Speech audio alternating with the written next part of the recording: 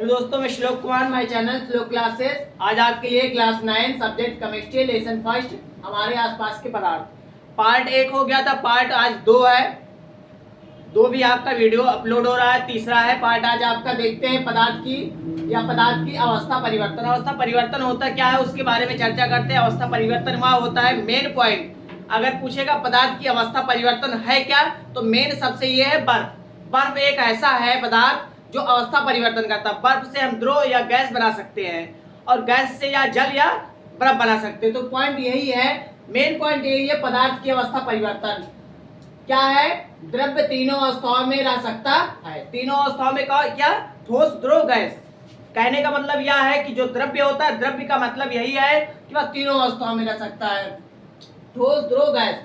बर्फ जैसे क्या है, ठोस में हो सकता है। जल क्या है, द्रव में हो सकता है। और जल वाष्प क्या है, गैस में हो सकता है। एक ही द्रव्य के भिन्न भिन्न अवस्थाएं होती है। कहने का इसका यह मतलब है कि जो द्रव्य होता है, जो द्रव होता है, वह कहने का यह है कि भिन्न भिन्न अवस्थाओं में हो सकती है। ठीक, अगली चीज, जैसे बर्फ से जल बना सकते हैं, जल से जल वाष्प, और जल वाष्प से जल बना सकते हैं, और जल से बर्फ बना सकते हैं। अगला पॉइंट क्या है? द्रव्य की अवस्था, द्रव्य अवस्था परिवर्तन संबंधित भौतिक गुण।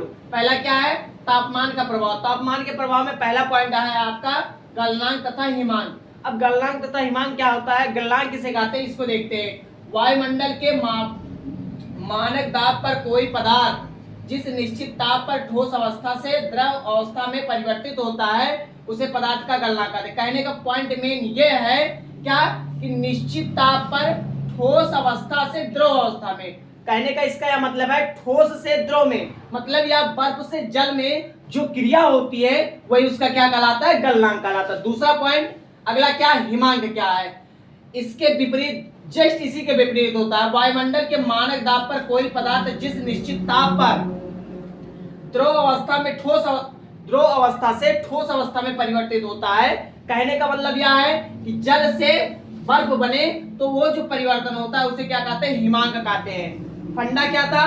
ठोस से द्रव में परिवर्तन गलनांक, और द्रव से ठोस में परिवर्तन हिमांक। ये पॉइंट मोस्ट इंपॉर्टेंट है, हर साल पेपर में पूछे जाते हैं।